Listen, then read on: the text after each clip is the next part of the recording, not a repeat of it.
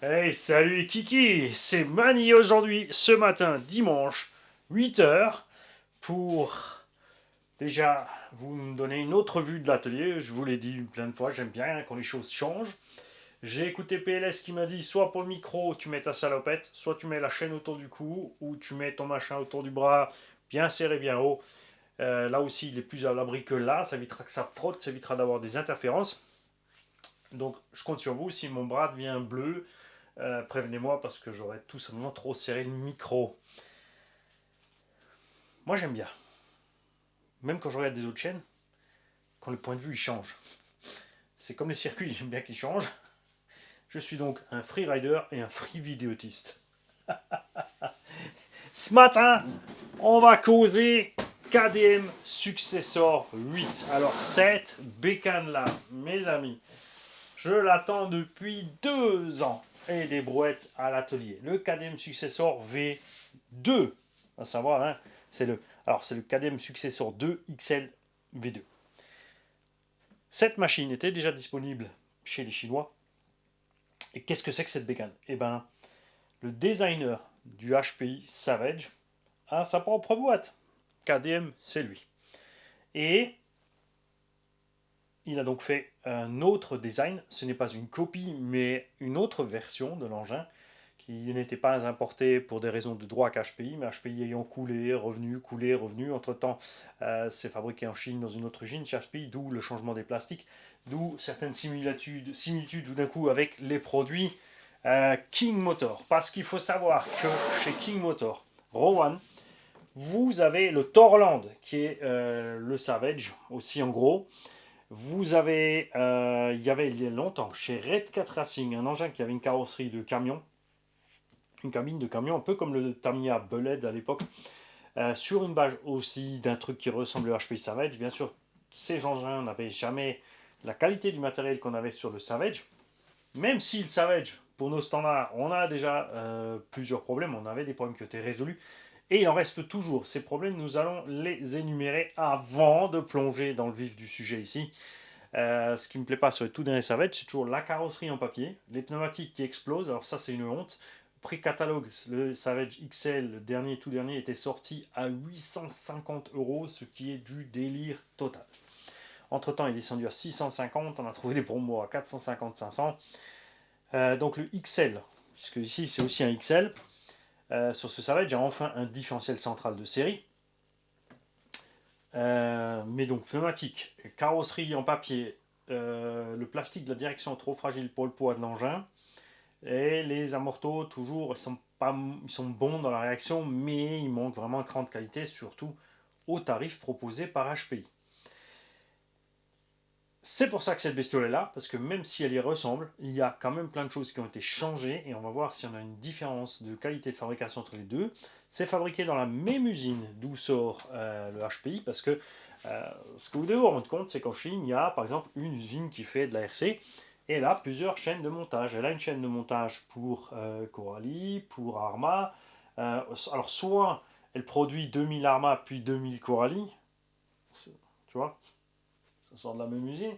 Et après, il y a des constructeurs qui sont propriétaires carrément d'une bande de montage. Alors là, évidemment, ça leur revient plus cher et du coup aussi la production est la plus chère. L'avantage, c'est, vous l'avez vu grandement, l'écart qui se creuse entre Traxas et Horizon B, même s'ils font des pieds et des mains, Horizon B sont devenus super chers, mais ils ont toujours la sale manie de lancer une production, ensuite de vendre cette production. Une fois qu'ils ont récupéré l'argent de la production, ils distribuent les dividendes aux actionnaires, et après, s'il reste du pognon, on relance une production. Donc nous, l'utilisateur, on est des fois dans des trous, par exemple, là, essayer de trouver des roues de Harman Moyar 4S. Chez Traxas, c'est relativement constant, c'est rare qu'il manque des pièces, y compris sur des engins anciens. Tu peux toujours commander des pièces de Revo, de Sumi, de T-Max. Euh, hein, quand même, ça dure dans le temps. Gros avantage, bien évidemment, c'est sur une base similaire, donc on a plein d'options qu'on pourra interchanger, des pièces qu'on pourra interchanger entre les deux. Et surtout, donc, comme j'ai ici un Savage XL, même s'il a été fait entièrement à ma sauce, là, on a un budget d'1 millier d'euros pour ce Savage qui est posé là-bas.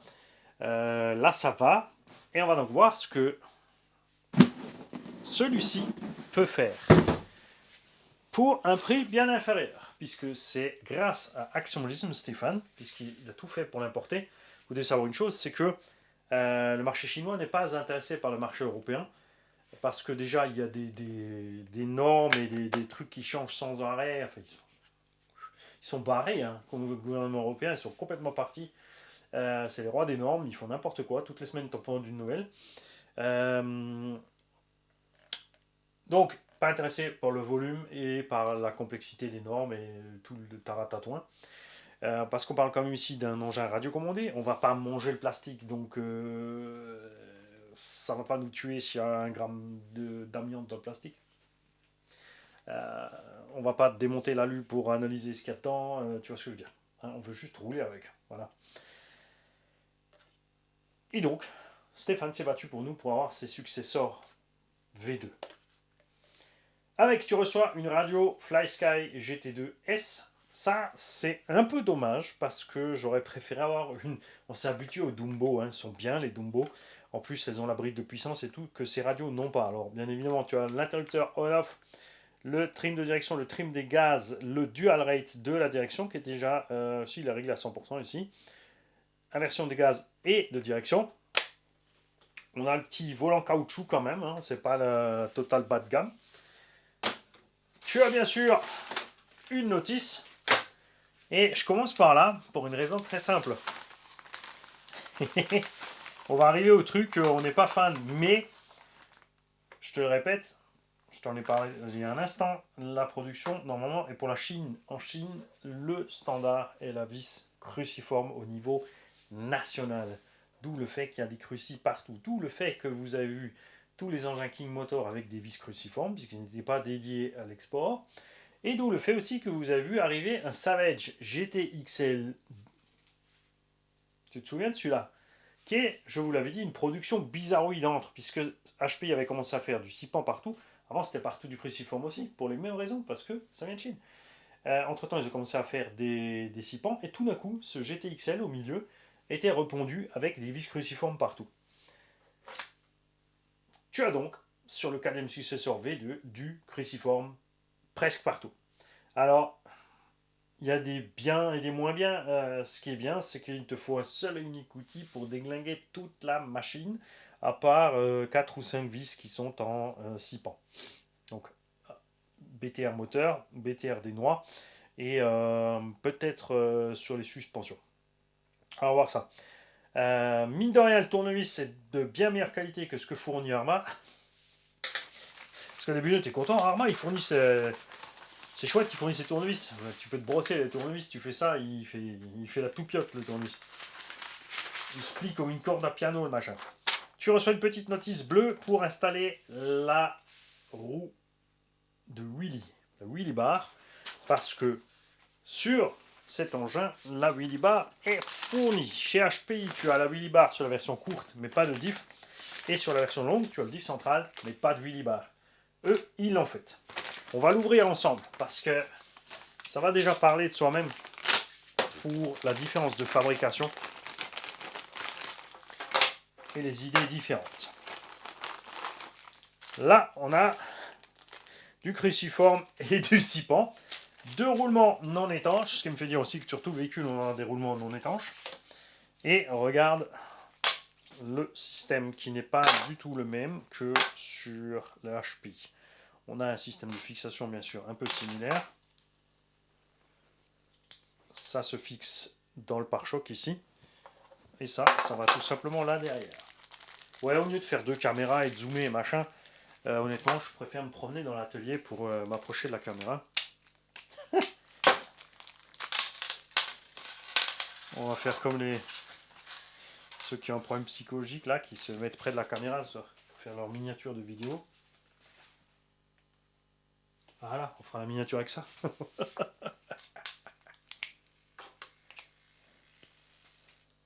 Je vois pas l'intérêt de faire une tête d'ampoule sur une miniature. Honnêtement. Alors, le système donc différent, qui a l'air beaucoup plus mastoc, c'est pas forcément mieux, on verra ça à l'utilisation, puisque le système d'origine est très flex, et ça va très bien. Tu n'as livré avec qu'une seule taille de roulette. Chez HPI, ils ont toujours fourni 2 tailles de roulette. Ça sert à rien du tout. Enfin, la petite, moi je préfère la petite parce que tu te tiens plus facilement debout, donc c'est plus simple de rester sur une ligne. La grande, c'est moite-moite sur le chemin. Un petit réglage aussi de position aurait suffi. Tu n'étais pas obligé de faire 2 roues, donc une chaque fois dans le vent pour rien. Je sais, tu vas avoir la caisse, mais si je te parle pas de ce qu'il y a dedans d'abord, tu vas te perdre après. Parce que tu me connais, on va la déglinguer. J'ai envie d'aller le rouler. Mais je crois bien qu'on va d'abord le démonter. Enfin, on verra ce qu'on trouve au niveau de la visserie. On a des mousses avec pour les bacs à batterie. Un petit cordon de bind, toujours avec les Fly Sky. Le petit tube pour l'antenne.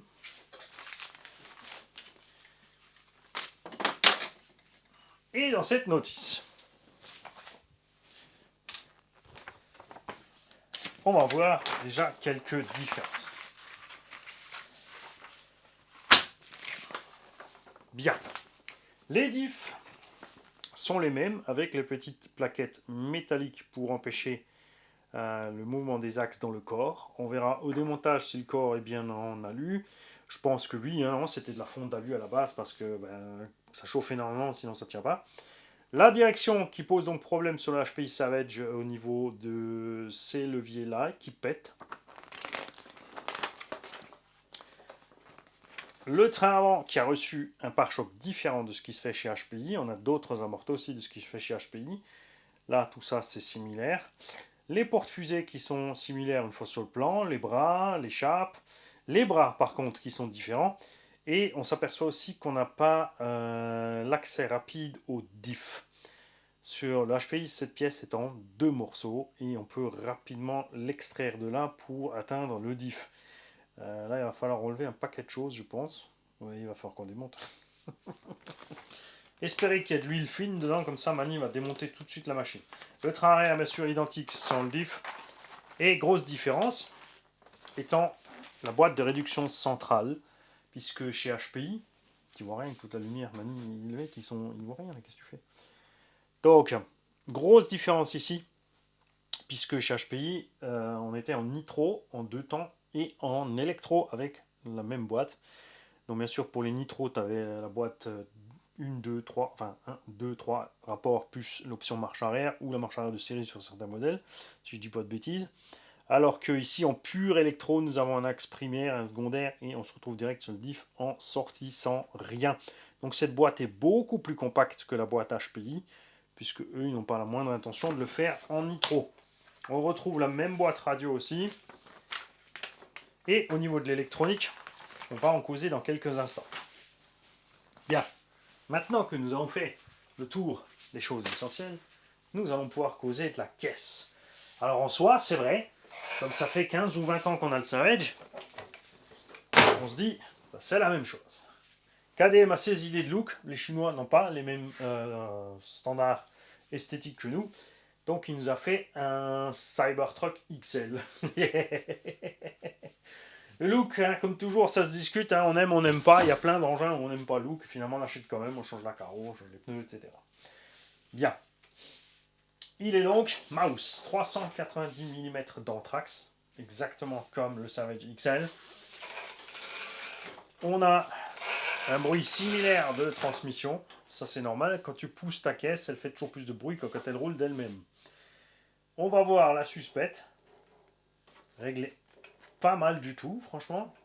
Ah ouais, ça me plaît. Ça me plaît. Petit test. On va faire un drop test. Ou c'est un droop. Nickel. Bon, là, il n'y a pas les batteries, évidemment. Mais déjà. Alors, je vais essayer de toucher le plafond. Je suis trop petit. Il me faut le cornichon. Pas mal du tout, hein. On va en profiter pour faire un petit truc. Regarde. Quand tu laisses ta caisse à plat, elle tombe beaucoup plus loin que quand tu fais ça. C'est pour ça que je vous dis toujours, ne visez pas les 4 roues à plat. Déjà, pour la suspension, c'est pire. Et pour la transmission aussi, puisque tu bloques toute ta transmission, alors que quand tu tapes comme ça, vu qu'il y a un diff central, l'arrière peut encore évacuer de la puissance avant de taper, et après tu profites du petit rebond pour partir. Tu tapes l'arrière d'abord ou l'avant, ça c'est après tes oignons. Et le plus sympa de tout pour la transmission étant la diagonale et aussi pour l'amorti de la suspension. Là, ça fait un peu de bruit parce que la carreau est cloclotte. On fera ce qu'il faut, vous savez que je déteste ça. Les clips aussi sont les mêmes, tiens. La carreau, par contre, plus épaisse que la HPI. Ça, déjà, c'est pas mal. Je comptais là-dessus, hein, parce que KDM, sur le succès sur 10, on n'était pas déçus. Donc ça, c'est déjà bien. Si la carreau est tellement fine, c'est tout simplement pour que les roues n'aient pas frotté, vu la taille des choses. Pneumatiques, très important. Moi, je les ai déjà percés. Ces pneumatiques sont en bedlock. On connaît déjà ces pneumatiques, on en avait déjà. Existent les pneus de taille d'origine du HPI Savage, en bedlock comme ceci, puisque fabriqués par ICC Racing. Ça, c'est équivalent à l'origine, mais un peu de meilleure qualité, fabriqué par ICC Racing. Ces mêmes roues se trouvent aussi sur ces jantes à bedlock. Si tu roules normal, tu le laisses comme c'est, ou si ça ne te dérange pas d'avoir des pneus qui sont étanches en air, ou si tu es souvent dans les endroits humides et trempés et machin, c'est bien. Mais sinon, je te conseille vivement de percer un trou dans la bande de roulement afin que l'air puisse s'en aller. Les pneus sont de bonne qualité, les mousses sont de bonne qualité. Je vous avais présenté ces pneus déjà il y a quelques années, ça fait un moment que ça existe sur le marché chinois. On est content. On a toujours l'écrou avec la collerette sur le KDM Successor. HPI, eux, ont choisi de passer sur un hexagone de 17 standard avec un écrou de 17 standard sur la version normale. Alors Mani, pourquoi il ne l'a pas? Parce que ça, c'était un GTXL. Vous pouvez, si vous n'aimez pas ces écrous, au moment de le commander chez Axomobilisme, commander aussi des écrous Kakapit de 17. Donc c'est un écrou de 17 qui au milieu a le filetage M6. C'est nickel, tu peux serrer comme il faut avec ta clé, tu as une grosse surface d'appui et tu peux mettre ça dessus. Alors, il faudra voir si au niveau de la jante... Ah, mais c'est déjà un écrou complet. Ah ah! Regarde, ils sont malins. Ils n'ont pas fait le petit beans, tu vois. Parce que j'ai percé mes roues, mais vous le savez, j'aime découvrir les machines avec vous. Si j'avais commencé à démonter et tout savoir sur la machine, vous faire une vidéo parfaite de je maîtrise tout, je suis désolé, mais c'est chiant. Nous avons donc effectivement un écrou de 17 aussi ici. Regarde. Et ça, c'est cool. Oh, c'est de la ferraille. Oh, le machin pèse une tonne. Donc, tu peux quand même mettre les cacapites qui sont beaucoup plus légers et en aluminium. Check ça. Ça va résoudre beaucoup de problèmes à beaucoup d'endroits. On peut prendre ces écrous, y compris bien sûr donc les cacapites, pour des engins comme les Yigong TB7, Traxxas UDR et autres. Hein. Tu peux utiliser ces écrous partout.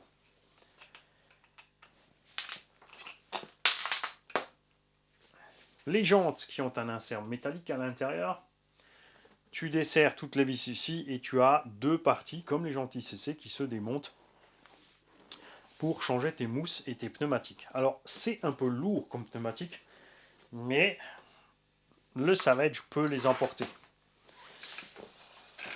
On a donc le même porte-fusée ici, l'élargisseur avec donc l'hexagone de 17 rapporté au bout. Les cardans ont l'air un petit peu différents du point de vue matériaux, c'est de l'acier noir. Certains auront la référence. On a les mêmes chapes et biellettes à pas inversé que sur le Savage. Les mêmes chapes ici, donc maintien d'étrier. On a par contre, je vais serrer ça là, parce que sinon ça va se barrer sans arrêt.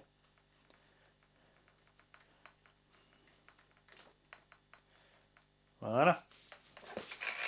Nous avons des bras de suspension supérieurs qui ont été faits différemment. On verra ce qui se passe niveau flex. Les bras aussi sont différents, beaucoup plus lisses que sur les HPI Savage, avec un petit insert en plus dedans. Ouais. Donc il y a moyen pour ceux qui veulent de faire ça en carbone, je pense, ou n'importe quoi. Les pare-chocs et skid plate aussi sont devenus plus simples, plus lisses. Enfin, globalement, il a un peu changer le design. Ne vous inquiétez pas, on fera une vidéo comparo spéciale entre les deux. Hein. On a les barres stab qui sont de série dessus, donc partout la visserie cruciforme. On a les supports de pare-choc supérieurs avec le même système de fixation, mais qui, eux, ne sont plus deux bras séparés qui, sur le HPI, avaient toujours tendance à s'ouvrir. Le problème, c'est que ces deux bras faisaient ceci. Et le bas du coude tenait l'axe de suspension supérieure ici. Donc dès que ça s'écartait, tu as l'axe qui partait. Alors, ils avaient fait une petite modif avec des petits capuchons. Après, ils avaient fait une modif parce que quand tu mets la barre stable, tu avais un petit capuchon à la barre stable. Ce genre de choses. On a un châssis similaire, mais il n'est pas pareil. Nous avons ici deux vis de fixation par cellule au lieu d'une seule sur le Savage. On a plusieurs points d'ancrage ici pour les batteries pour déplacer les bacs. Ça, c'est ce qui plaira peut-être à moins de monde, c'est que les batteries sont fixées complètement vers dehors, visibles. Donc dans le cas d'une soft case, les gens généralement n'aiment pas, même s'il ne se passe pas grand-chose. Ce qui va se passer, évidemment, c'est quand tu vas rouler vite, faire ballonner tes roues. Si tu as des grosses batteries, ça risque de frotter ou de balancer pas mal de carrière sur ta soft case. Une astuce très simple, c'est de faire soi-même une petite plaque en Lexan comme ça, ou en ce que tu veux, hein, une petite plaque en tôle, n'importe quoi, que tu mets ta batterie et tu velcrotes la plaque avec. Tu te fais un petit cache en fait. Hein. Les fous de l'impression 3D, bien sûr, se feront un plaisir de fabriquer un petit cache carrément qui va sur la batterie qui couvre la totale, pour faire un petit boîtier en fait. Hein. La batterie, ça ne sert pas à grand chose de l'exposer à l'air pour pas qu'elle chauffe, pour une raison très simple, c'est que ce qui va la faire chauffer, c'est la consommation et ce que tu lui demandes. Le flux d'air minime qui passe dessus, en plus, ne refroidira peut-être qu'une cellule à l'extérieur, jamais de la vie le centre de la batterie. C'est pour ça que ça n'a pas grand chose non plus de mettre des ventilos sur une batterie. On a vu ça, hein, des fous comme ça, à mettre 50 ventilateurs sur une voiture. Limite, ils mettent en route le truc qui commence à grimper. On a donc une structure aussi de la suspension identique avant-arrière qui est un point sur le Savage que j'aurais aimé voir évoluer. J'aurais espéré aussi que KDM sur ce successeur V2 modifie ça. C'est bien sûr avantageux au point de vue des pièces, mais c'est un problème qu'on a sur beaucoup de monsters. Je vais t'expliquer pour que tu vois. Traxxas et Revo 2, Sen, GSTE ou Reaper, T-Magic E6, Savage, Obao MTX. Ça fait 4 des gros MT qui ont la même chose. C'est économique côté pièces, c'est pratique parce que ça te fait des angles variables pour te donner, si c'est bien fait, un petit essieu arrière légèrement directeur dans les virages. Mais si à l'avant ça casse rarement, ou pas du tout, c'est parce qu'à la direction, le sauve-cerveau à l'arrière, c'est fixe. Donc tous les chocs se répercutent sur chape, biellette ou les vis de fixation qui sont uniquement en M3. En parlant de vis M3, tourelle de suspension idem. Sur le Savage, ici on a du 3 mm. Le problème, c'est que ceci peut se plier. On verra ça à l'utilisation. On a un corps d'amorto en plastoc. La molette est en alu, ça ne change pas grand chose, pour être en plastique aussi. La tige d'amorto, on va la mesurer. Sur les Savage, les tiges d'amorto sont très fines, ceux d'origine. J'espère qu'ils ont fait un peu plus costaud. Alors, on est en 3,5. J'aurais aimé du 4, voire du 5.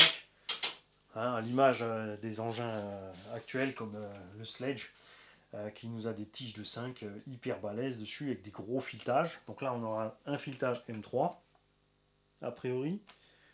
J'aime bien avoir du 4 ou 5 sur les filetages. Ça dépendra donc de la solidité des bras de suspension, toute cette histoire. Parce que si le bras est fragile, l'amorto va en prendre plein la gueule. Si le bras est solide, c'est l'inverse. Ça va le protéger un petit peu. Bar stab à l'avant, bien évidemment aussi. On a du cruci partout, sauf donc fixation moteur, bar stab. Ça c'est marrant. La bar stab est fixée avec un 6 pans. Le bas de l'amorto avec une cruci, le haut avec un 6 pans. Donc les mélanges, je suis pas fan parce que on va se retrouver avec une tonne d'outils sur le terrain. À l'occasion d'un démontage-remontage, bien sûr, tu peux t'amuser à changer toutes ces vis. Ce qu'on va voir, c'est est-ce que ils ont pris des vis à pas plastique ou des métriques. Ce sont des vis à pas plastique. C'est pour ça. On a du SIPA en fait dans les pièces aluminium.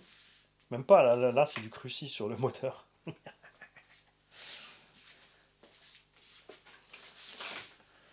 Hop, là c'est cruci.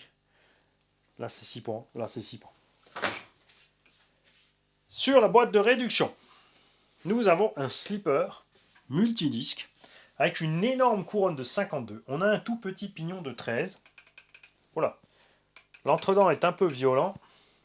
C'est beaucoup trop. Et on est au minimum du réglage. Alors est-ce que je vais aller rouler comme ça et attendre qu'il m'arrive une couille? Ou est-ce qu'on va mettre tout de suite un 14? À voir. Système de fixation ici, idem chez HPI. Donc tu as une noix qui est fixée avec un axe BTR. Tu desserres le BTR et il traverse entièrement ici, c'est troué. On a décidé de faire le châssis en noir, ce que je trouve chouette. Il faudra voir si après, une fois qu'il a des impacts, il reste noir en dessous ou s'il passe en changement de couleur. Et l'électronique. HPI a fait une erreur fatale. Ils ont mis un cerveau de 9 kg sur les derniers Savage. 9 kg. C'est même pas Traxxas a osé nous faire ça. Traxxas a mis 2 fois 9 sur le Revo. Là, on a un cerveau donc, de 9 kg qui ça tourne même pas. Sur place, c'est clair que ça tourne pas en roulant non plus. Celui-ci est équipé d'un cerveau de combien? J'espère plus. Normalement, c'est 25 kg, il me semble. Par là. Non, 15, pardon. C'est un cerveau de 15 kg. C'est déjà un peu mieux. S'il est bon, ça peut suffire. S'il est moyen, on sera obligé de changer aussi. Et je ne sais pas quelle est la passion des constructeurs à continuer à faire ce genre de choses. Quand on voit le nombre de constructeurs qui nous mettent des cerveaux pas assez balèzes, c'est quand même un peu dommage. Alors il s'est peut-être basé là sur l'expérience de HPI, mais la prochaine fois, passe un coup de fil.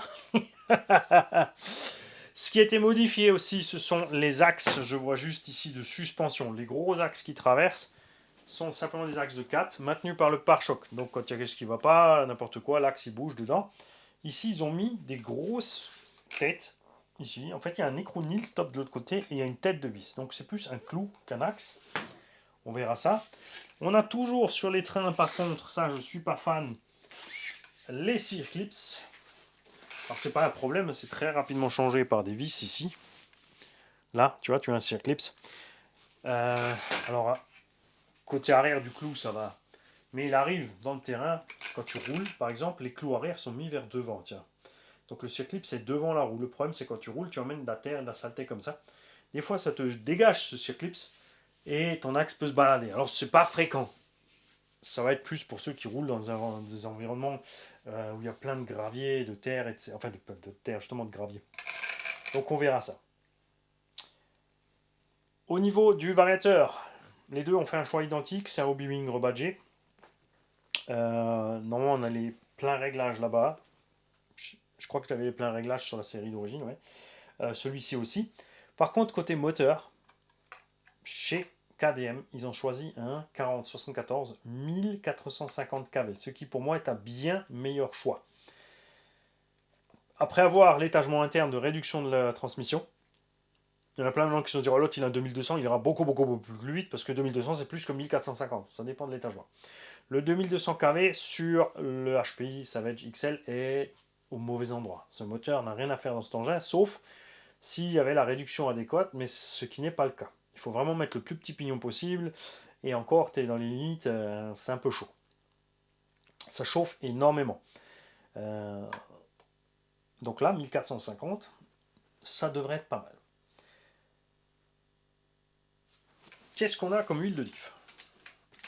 Ça a l'air assez ferme, mais est-ce que ce n'est pas juste de la graisse, et que maintenant qu'elle est froide, elle colle, et qu'en roulant, ça va se détendre, et que je vais mouliner dans tous les sens de la façon dont je déteste? Ouais, t'as deviné. J'essaie de trouver un moyen de me justifier de démonter la bécane. L'engin arrive avec des DIN dessus. Ça aussi, c'est typique. Pour moi, les DIN, ça devrait être limité au 1/10. Hein.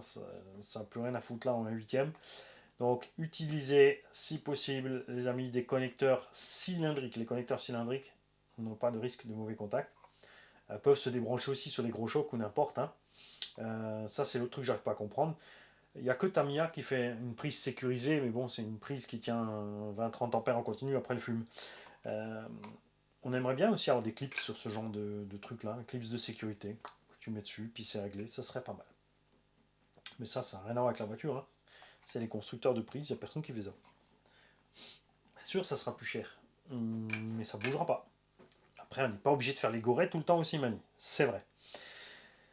Boîte radio absolument énorme, même si à l'intérieur il n'y a que le cerveau et le récepteur. Je ne sais pas s'il a fait ça juste pour combler le truc en fait, puisque sur les HPI thermiques c'était comme ça pour pouvoir mettre le cerveau de gaz frein et le cerveau de marche arrière. Puisque c'était une option. Là, effectivement, on n'a qu'un trou pour un cerveau. La direction à la colonnette orange, j'ai donc bien l'impression que c'est exactement la même direction que le HPI Savage qui est là-bas. Alors c'est pas grave, puisque j'ai démonté celle qui est là-bas, elle est dans un sac, on ira sur le terrain avec la direction au cas de casse. Ça m'embêterait quand même. J'aimerais bien que ça soit plus solide que le Savage. C'est le but de la manœuvre en fait. C'est d'avoir un engin moins cher, un peu plus solide. Le châssis. On verra ce qu'il en est niveau matériaux, ce qui tient ou pas. Ceux des Savage, si tu roules normal, ça va bien. Si tu vas fort, tu fais un accordéon. D'où le fait qu'on a monté là-bas un châssis de chez Alza Racing. Non, Mani, tu ne mets pas le Savage à côté, tu te retiens pour la vidéo de comparaison. Nous pourrons bien sûr mettre là-dessus, sans problème, une carrosserie Elsace Body RC renforcée de MT2 par exemple, qui est bien fine, qui est bien longue, même si, Jean, s'il te plaît, on aimerait encore une plus longue, histoire que l'anthrax colle bien dedans. C'est sûr, ça tombe dans les pare-chocs, mais on voit que l'anthrax, tu vois, on n'est pas bien. Il nous manque... hein, on veut des carrosseries... Moi, j'avais donné une belle carrosserie à Jean, une grande, énorme, pour les Savage. Il serait temps de la ressortir. Jean, est-ce que tu veux bien, Elsace Body RC, ressortir du stock cette immense carrosserie parce qu'on en veut pour les Savage XL et on en veut pour les KDM successors. Et si Kakapit se décide à nous faire le grand châssis aussi, on en veut là-dessus aussi. N'hésite pas à modifier la forme si tu as envie, à faire quelque chose un peu à ton goût avec un petit nez dans le, tu vois, pour l'entrée d'air sur le capot moteur, un truc bien agressif comme tu sais faire, Jean. Ça serait super cool. Et non, alors on va pas le démonter. Comme je t'ai dit, tu n'as pas l'accès rapide sur le Savage. Tu enlèves 2 vis sous le pare-choc, tu vires tes systèmes là de maintien de pare-choc. Tu as encore 2 vis par devant, tu as un petit capuchon que tu peux enlever et tu décroches tes bras de suspension supérieurs, tu déplies, tu sors ton diff. Ici, il va falloir enlever le skid plate complet, séparer la cellule en deux pour atteindre cette chose. On va donc faire un test full stock, comme il est là, en 6S, avec... Je suis inquiet quand même. Ça fait beaucoup de jeux.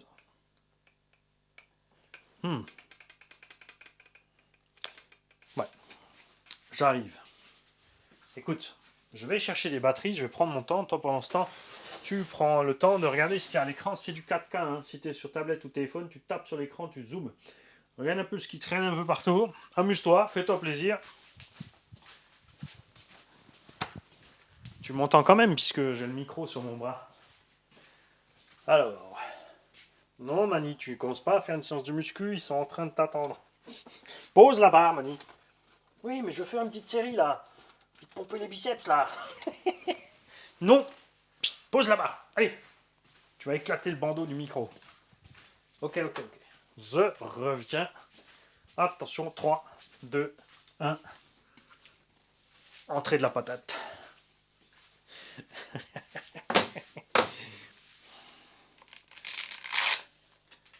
Tu vois, j'ai été sage. J'ai percé les pneus, c'est vrai, parce que j'avais la fraise en main quand j'ai sorti l'engin du carton. Comme sur les images, j'avais reconnu les pneumatiques. J'ai poêté pour être sûr, effectivement, il n'y a pas d'air qui passe, donc j'ai mis un coup de fraise dans les pneus, enfin deux. J'utilise une fraise d'usinage, diamètre 3 mm. Ça fait un trou tout rond, 3 mm, hein, forcément. Tu fais gaffe quand tu perces tes pneus. Alors je te déconseille de le faire avec un forêt parce que tu vas enrouler la mousse qui est à l'intérieur. Tu vas foutre la merde. Alors ceux-ci se démontent, donc tu peux les démonter. Tu peux utiliser un simple poinçon pour les ceintures ou enfin l'outil pour les ceintures ou un poinçon justement pour faire ton petit trou. En tout cas, moi, je vais déjà préparer la liste AKDM pour le V3. J'ai déjà fait la liste à Traxxas pour le V3 du Revo. J'ai fait la liste pour le MTX2. Pensez-y. Il y a plein de gens qui disent oui, on râle toujours. Il y a une différence entre émettre une critique et donner un avis et donner une idée, hein, des fois, à un constructeur sur quelque chose qu'on peut faire. Et c'est le fait que tout le monde s'en occupe qui fait que les constructeurs vont se bouger et faire la modif. Alors il y a des constructeurs, c'est vrai, qui sont en ponne royale et il y en a qui se bougent. KDM, on l'a vu avec le Successor 10, c'est bougé très vite. Alors avec les batteries dedans, toujours nickel. Donc suspension assez ferme pour ceux qui aiment bien les saupes. Ça sera peut-être un peu trop ferme pour moi dans tout terrain, quoique ça va. Franchement, quand il est détendu, c'est pas mal. Donc toujours la même chose. Ce qu'on apprécie à mort sur cette construction, c'est le débattement de malade. Les bras sont pas super longs, pourtant on a un débattement de suspension de fou. C'est bien ce qui fait MT. Boîte de réduction et châssis plus haut au centre. Est-ce que je vais mettre le bins en place ou pas? Est-ce que j'en ai besoin de ce truc? Bon, on verra ça. Je sais pas trop.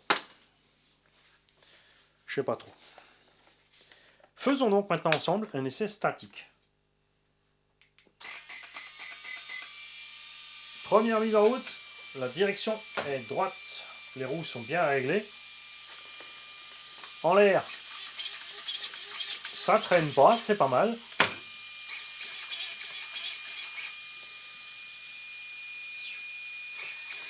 Wow! C'est un vrai bon cerveau. Bien sûr, là, on est sur une plaque en acier, ça glissouille quand même un peu, on verra dehors. Sauf cerveau d'écran de bien.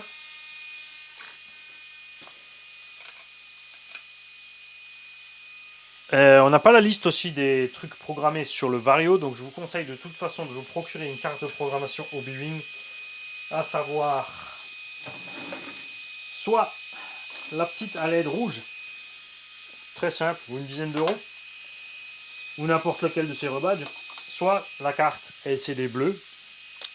La carte LCD bleue ne va pas sur tous les Varios, la rouge va sur pratiquement tous. Tu ne paniques pas. Tu n'as pas forcément besoin du bon tableau. Tu peux prendre une carte rebadgée Connect. Le tableau ne correspondra pas forcément à ton variateur. Ceci est le rebadge d'un Hobby-Wing Max 8. Donc tu prends le tableau de programmation d'un Hobby-Wing Max 8. Ou vite aller voir sur le site. Peut-être aller voir dans la notice s'il l'a mis. Tiens. On sait rien, il l'a peut-être mis. C'est vrai que j'ai survolé le bins, mais j'ai pas regardé parce qu'il y a quand même les specs du cerveau. Oh, 6 volts, il a 17 kg. En 7.4, il a 21 kg. Et en 8.4, il fait 24 kg. Alors ce Vario ne sort pas 8.4, hein, mais 7.4, donc on a bien un cerveau de 21 kg en 0,11 secondes. Et en 8.4, il passe sous le 0,11 secondes. Alors ta gueule, Traxxas, avec tes cerveaux de crawler là. C'est vrai qu'on a le détail de la radio. Ah non, on n'a pas le détail des réglages Vario. On va donc faire vite le test là. Ce qui me manque cruellement, c'est un arceau au milieu et une protection de la carreau. Évidemment, si on met une carreau renforcée, ça va être cool. Mais on n'a quand même que 4 points d'accroche. Ce qui fait que c'est eux qui vont être stressés quand la carreau va bouger. Hein. On va tirer dessus à fond. Ils ont l'air bien flex par contre. Chez HPI, des fois ils pètent parce que les trous ici sont trop gros à l'intérieur du machin. On verra ici ce qui se passe aussi.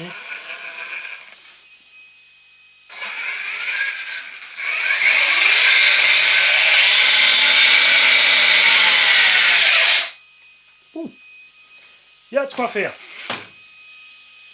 Mais effectivement, cet entre-dents me plaît pas. Dans l'ordre, donc, nous allons brancher une carte de programmation sur le variateur. Pour ce faire, tu enlèves la prise du ventilateur. Attention, ce n'est pas le cas sur tous les varios. Les anciennes générations, c'était sur le câble qui va au récepteur.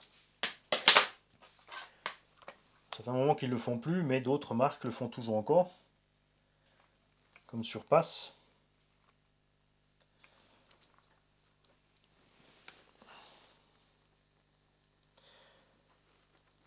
Tu peux programmer sans cette carte. Hein. Tu peux utiliser le système de boutons, mais c'est un peu chiant, honnêtement. Ça va tellement bien avec la carte. Alors, mettons-nous sur le bon tableau. C'est bien le premier. Donc, petit 1 avant la marche arrière, c'est sûr. L'hypo automatique.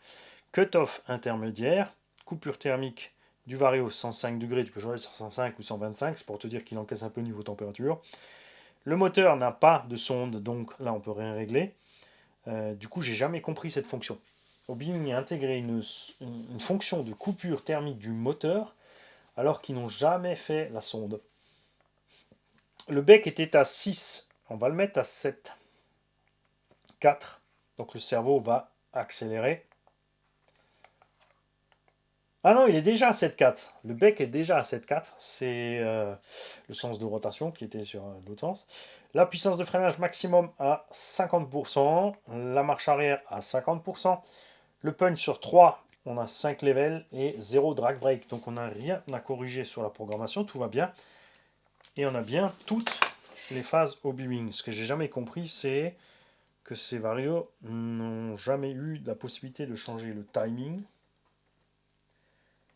Et aussi, on n'a jamais eu la possibilité, avec les évolutions, de pouvoir changer la fréquence. Et maintenant, on va voir si ce que j'avance était vrai pour le moteur.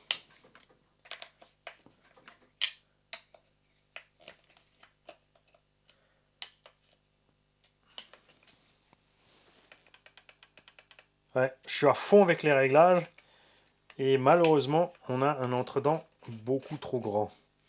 Ce qui se passe quand un entre-dents trop grand, c'est un bruit monstrueux et des claquements, accélération, freinage et des copeaux.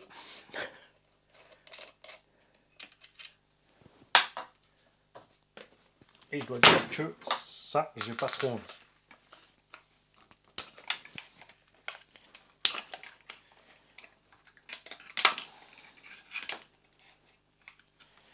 Alors l'acier est super dur, hein, du matos.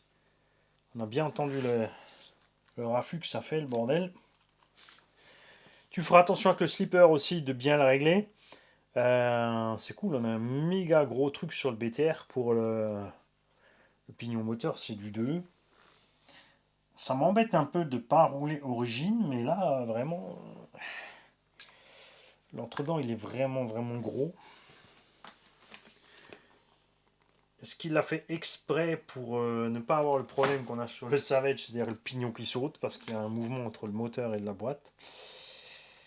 Je suis un peu... Je vais mettre un 14, bouge pas. On va le faire ensemble. Et on va voir si on a une petite différence. Alors sur l'entredent, c'est sûr qu'on a une différence, puisqu'on va pouvoir le mettre bien.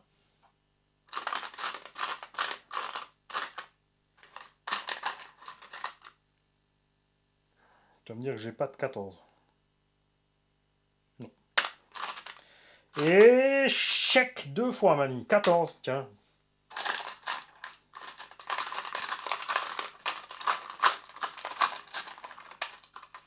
Alors, j'ai pas forcément envie d'aller plus vite, hein.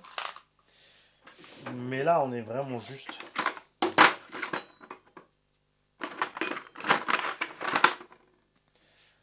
Ok.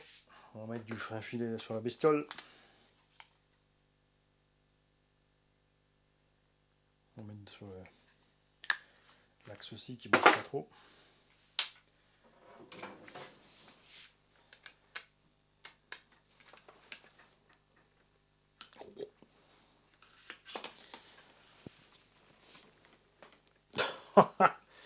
J'ai le caoutchouc du tournevis qui est en train de me tourner dans la main. Pas par rapport à l'axe, hein, mais il se vrille. À ce moment-là, toujours avoir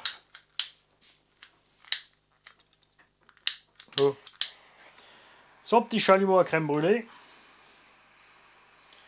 Et tu fauffes. Tu fais gaffe évidemment au lipo, au câble, tout ça. Il y a un roulement dans le moteur, hein, tu ne fais pas cuire l'axe non plus. Si tu fais cramer la graisse qui est dans le roulement, c'est ce qui arrive des fois quand ça surchauffe, tes roulements moteurs sont morts. C'est ce qui arrive sur les carters avant des moteurs Arma dans les V3, V4. Là. Le moteur est complètement dans le boîtier. Donc la température là-bas est énorme. Et tu finis par fumer ton roulement parce que la graisse est morte. Eh, je t'ai pas dit, il faut me marquer le pneu.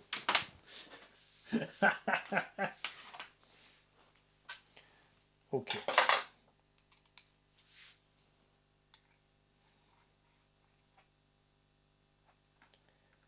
Alors on va le mettre sensiblement au même endroit. Et on va vérifier une fois à l'intérieur du bins l'emplacement si on est bien. Quoi qu'on peut le changer encore après, c'est moins chiant que sur le Savage. Ok, on y arrive là avec le tournevis, donc on va mettre les vis en bas. Je vais pas mettre de frein filet.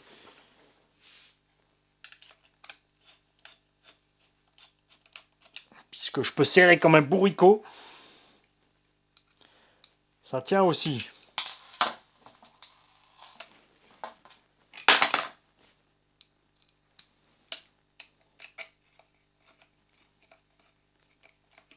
La boîte de vitesse aussi n'a pas d'accès rapide au diff central.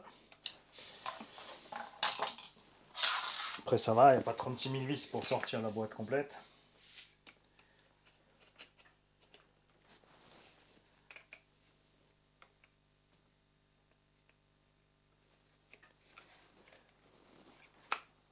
Et Mani, t'es couillon. Alors c'est rien, c'est pas grave du tout.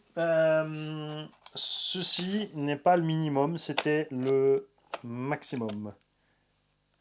En fait, par là, on peut réduire l'entre-dents ici.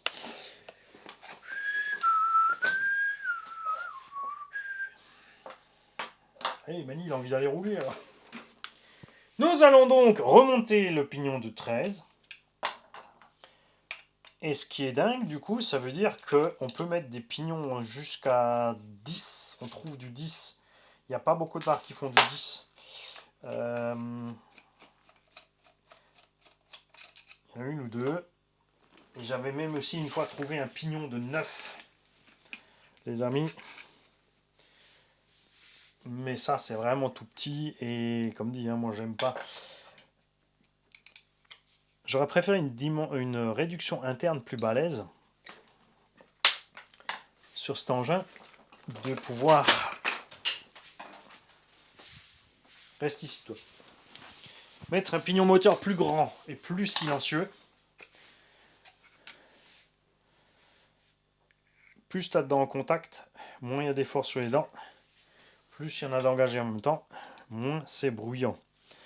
On va donc remettre celui-là en place. Bravo Mani. C'est pas rigolo si on fait pas de boulettes.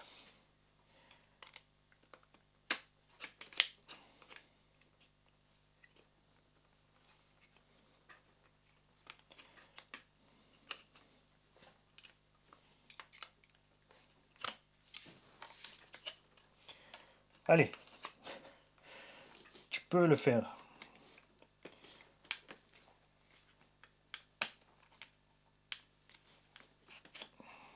Ok.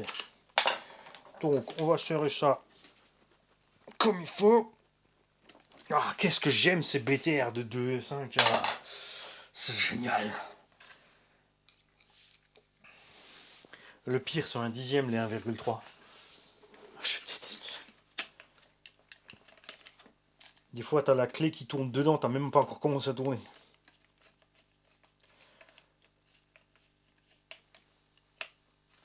Effectivement, on peut se rapprocher. Ah, ah. Manil a dit de la merde. Manil a fait de la merde.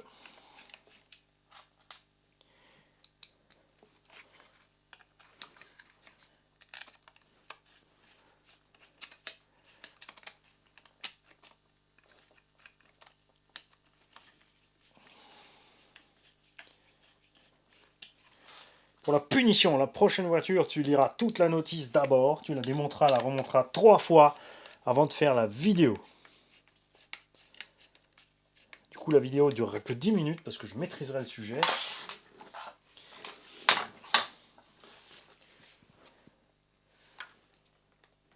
Ok, maintenant on va pouvoir régler cet entonnoir. Pourquoi t'as réfléchi à l'envers comme ça? Bah, parce que j'avais tourné la voiture. Mais tu sais bien que quand tu tournes la voiture, il faut réfléchir à l'envers, oui. Toi, t'es resté dans le bon sens comme un coup. Bien.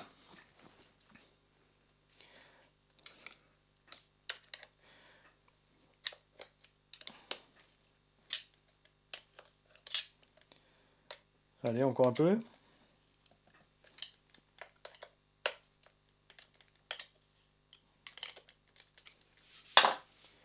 Non, ne prends pas.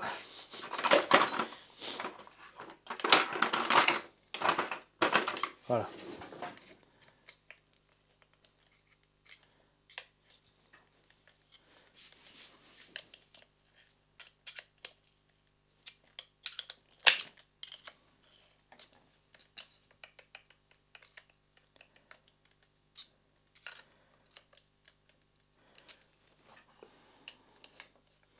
Quoi, t'es pressé?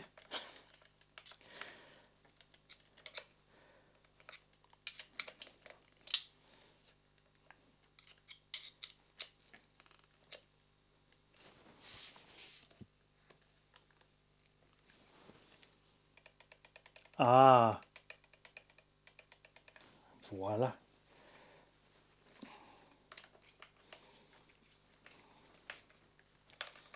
Toujours vérifier. Une fois que tu as serré tes 4 boulons parce que...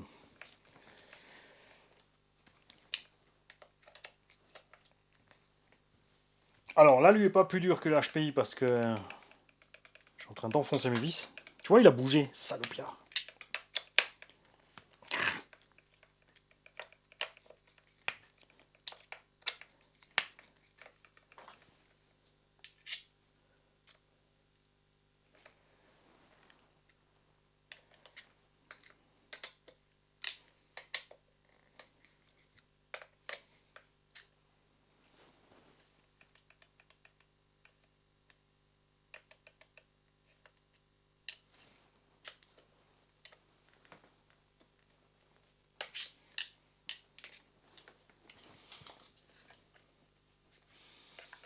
On mettra peut-être la scène en accéléré, hein.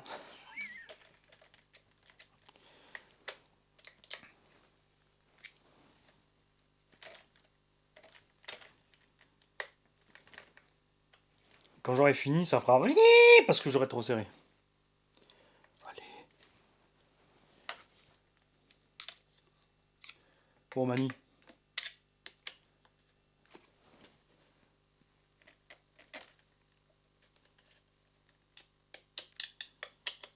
C'est pas moi, c'est lui, il veut pas coopérer.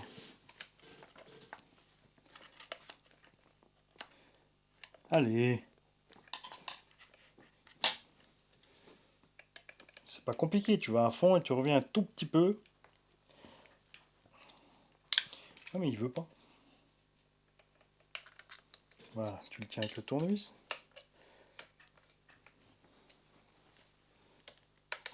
Trop.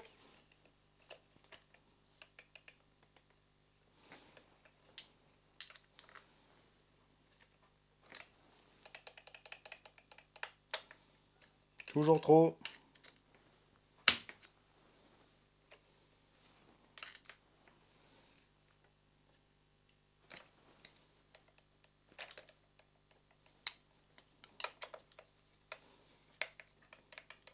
Ah.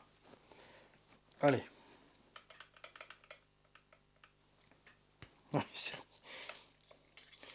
Alors, la suite dans un mois.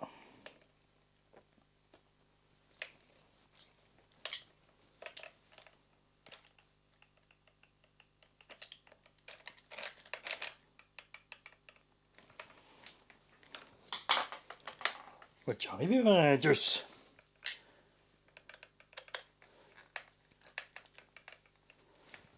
Ok, alors là...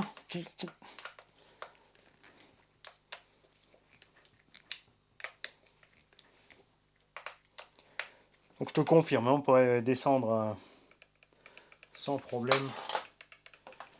On pourrait mettre une petite dent en plus, je pense, vu la place qui reste. Donc pour ceux qui veulent bombarder 14-15. Évidemment, ça dépend aussi de la taille des roues que tu mets. Il y en a qui préfèrent monter des roues plus petites. Point de vue look.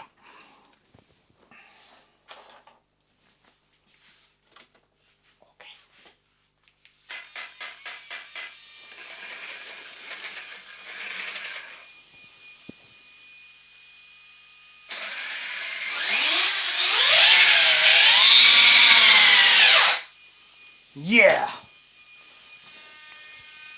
Là, on est bon. Il n'y a plus qu'à rouler.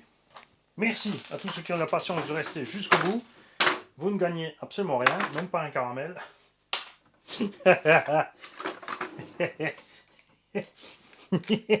Moi, je vais placer mon pignon exactement là où il faut. Parce que c'est bien beau de tirer avec un bourricot, mettez un tout petit peu en arrière. Tout ça pour rien. Ben non, comme ça, ils ont vu. Évidemment que tout ceci sera immédiatement signalé à Stéphane. On va voir s'il va vous... Enfin, il va contrôler peut-être les machines avant de les envoyer pour voir s'ils sont effectivement aussi détendus que ça. Faudrait être patient. C'est sûr que lui, c'est du genre, justement, c'est ce que j'apprécie chez Stéphane. Quand on lui rapporte ce genre de choses, il va ouvrir le carton, il va voir s'il peut... Alors vu comme c'est serré, c'est chaud. Tu as vu qu'il faut chauffer, donc il va falloir qu'il démonte les moteurs de leur siège, qu'il chauffe les pignons pour déplacer. Donc signalez-lui dès le départ quand vous achetez la machine. Je ne sais pas faire, est-ce que tu peux le faire? Si c'est pas bon. Et ceux qui savent, hein, comme moi, Charles, tout ça, hein, vous lui dites t'inquiète pas, tu peux laisser, ça me dérange pas, je gère. Et je te confirme donc tu peux passer sur un 14, c'est sûr. 15, ça va peut-être être un peu chaud niveau place. 14, c'est sûr que ça devrait passer si tu veux mettre un pignon un peu plus gros. Et on va pouvoir descendre à 10 sans souci aussi. C'est une couronne de 52. Il existe aussi des couronnes plus petites chez HPI. Par contre, il faudra prendre le bon modèle de slipper. Attention, il y en a plusieurs. Ils ont fait des simples disques, et ça c'est la simple. Il y a des doubles disques. Il faudra regarder un petit peu sur les éclatés et faire gaffe. Je suis curieux de ce que ça va donner avec ces bras de suspension supérieurs, avec ces grandes chapes là en oreille d'éléphant. Ce qui va se passer. Voir ce qui va se passer avec la direction. Et voir ce qui va se passer avec les suspensions et les vis ici. On va peut-être pas faire tout de suite à la première session des sauts de ma boule pour contrôler la chose. Et évidemment, si cet engin sortait de la boîte à 650 balles, il roule aussi bien que l'autre prépa à 1000 et qu'il est aussi endurant, tu auras compris la douleur.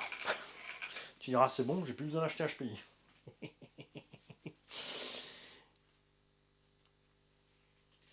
Est-ce que tu en as besoin si tu as déjà un HPI? Oui, sinon tu peux pas comparer. Ceux qui aiment la Caro, vous nous dites ça. Alors, quand elle est toute seule comme ça, c'est vrai qu'elle n'est pas trop bizarre. Mais une fois montée, c'est bizarre.